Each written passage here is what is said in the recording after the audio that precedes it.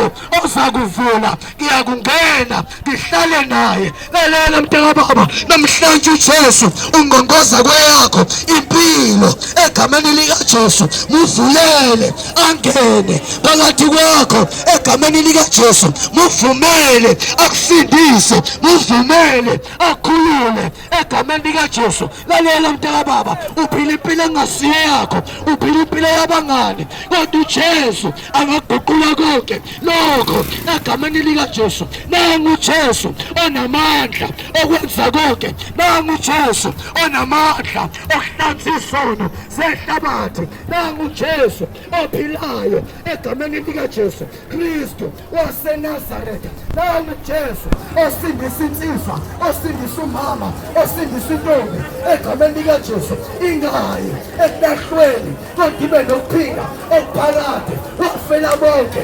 abaphilayo ukuze abaphilayo bengephinde baziphilele, kodwa beyophilela yena egameni likaJesu. Namhlanje emini sizomemezela uJesu onamandla okukhulula impilo yakho emgqinini. Namhlanje sizomemezela uJesu onamandla okukhulula kulo lonke uhlobo lwemimoya, kunezinto ohlulekayo